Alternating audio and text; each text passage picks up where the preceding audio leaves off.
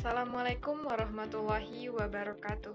Perkenalkan, nama saya Anissa Fitri dengan NIM 24017002. Di sini saya akan menjelaskan mengenai penelitian yang saya lakukan sebagai tugas akhir mata kuliah folklore dengan dosen pengampu Ibu Diantri Seprina Putri SSM Hum, yaitu penelitian legenda Kapasimikin. Legenda Kapasimikin adalah cerita rakyat yang berasal dari Kabupaten Solo, yang mana legenda ini dipercayai masyarakat setempat benar-benar terjadi pada zaman dahulu. Awal ceritanya yaitu adanya seorang anak yang bernama Mikin, durhaka kepada ibunya. Karena tidak terima dengan perlakuan anak, ibu tersebut memberikan sumpah kepada anaknya saat berlayar kapal yang ditumpanginya karam, dan masyarakat setempat mempercayai bahwa kapal yang karam tersebut menjadi sebuah kampung atau sebuah daerah di Kabupaten Solo. Saya memilih topik penelitian ini karena saya ingin tahu bagaimana alur dan fakta yang sebenarnya mengenai cerita ini dan kenapa masyarakat sangat mempercayai cerita ini pada zaman dahulu. Pada penelitian ini, saya menggunakan metode penelitian kualitatif, yaitu metode yang dilakukan untuk memperoleh informasi dengan melakukan wawancara, observasi, ataupun studi lapangan. Pada metode penelitian ini, saya melakukan dua tahapan, yaitu tahapan pengumpulan data dan pengolahan data. Tahapan pengumpulan data terdiri dari observasi, wawancara, dan dokumentasi. Observasi adalah pengamatan langsung atau turun ke lapangan, di mana hal ini perlu kita lakukan untuk mengetahui kondisi lapangan yang akan kita lakukan saat penelitian nanti, dan kapan waktu yang tepat untuk melakukan penelitian di daerah tersebut. Selanjutnya yaitu wawancara. Wawancara adalah proses memperoleh data dari berbagai narasumber, di mana dalam penelitian ini tentunya kita sangat membutuhkan data yang akurat dari berbagai narasumber. Setelah melakukan wawancara, tentu ada tahapan dokumentasi, baik saat melakukan wawancara maupun setelah melakukan wawancara. Dokumentasi bertujuan untuk membuktikan keakuratan data yang kita peroleh saat melakukan penelitian. Selanjutnya yaitu tahapan pengolahan data. Setelah kita memperoleh data dari narasumber, tentunya kita melakukan pengolahan data yang terdiri dari wawancara, perbandingan teks, penetapan teks, dan penyuntingan teks. Wawancara dalam pengolahan data ini adalah mengubah atau mentranskripsikan data yang kita peroleh ke dalam bahasa Indonesia.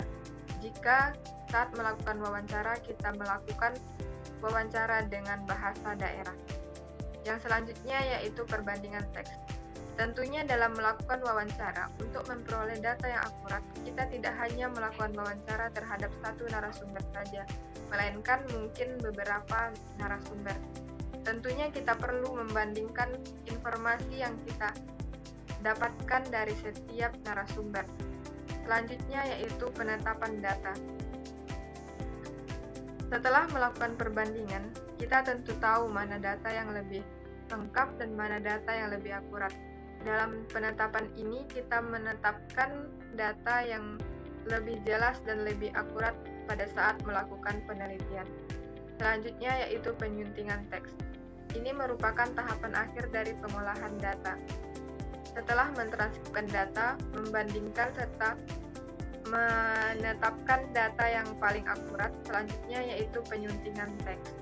Pada penelitian ini, saya menggunakan teori Robert Stanton, di mana pada teori ini akan membahas secara struktural mengenai unsur-unsur cerita rakyat legenda Kapasimikin yang terdiri dari alur cerita, di mana tempat terjadinya, siapa saja tokoh yang terlibat, bagaimana pandangan masyarakat setempat mengenai cerita ini, dan pesan apa saja yang terkandung di dalam cerita ini. Dalam penelitian ini, saya mengambil sumber referensi dari jurnal ilmiah bahasa dan sastra yang membahas mengenai teori struktur, fungsi, dan nilai yang terdapat dalam cerita rakyat. Contoh penelitian yang sudah pernah diteliti sebelumnya adalah struktur dan fungsi sosial cerita legenda Kapasimikin di Korong Lapau Manih Jorong Kasya Nagari Kotosani, Kecamatan 10, Koto Singkarak, Kabupaten Solo, yang disusun oleh Fani Yulia Sari. Dari hasil penelitian yang saya lakukan, terdapat persamaan dan perbedaan dari penelitian yang dilakukan oleh sumber referensi yang saya temukan.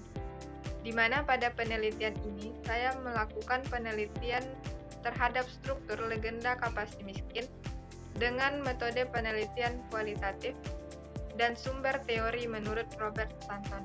Sedangkan sumber referensi yang saya temukan melakukan penelitian struktur dan fungsi sosial legenda Kapasi Miskin. Jadi tidak hanya struktur saja yang diteliti oleh sumber referensi yang saya temukan, melainkan juga fungsi sosial yang terdapat dari cerita legenda tersebut. Dan menggunakan kualitatif juga, tetapi dengan sumber teori yang berbeda, yang mana sumber referensi yang saya temukan menggunakan teori menurut Muardi dan Hasanuddin W.S. Jadi, persamaan dan perbedaannya yaitu saya melakukan penelitian struktur legenda Kapasi Miskin dengan teori Robert Stanton dan metode penelitian kualitatif.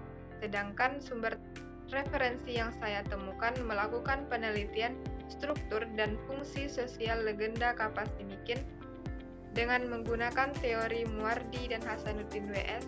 serta dengan metode penelitian kualitatif.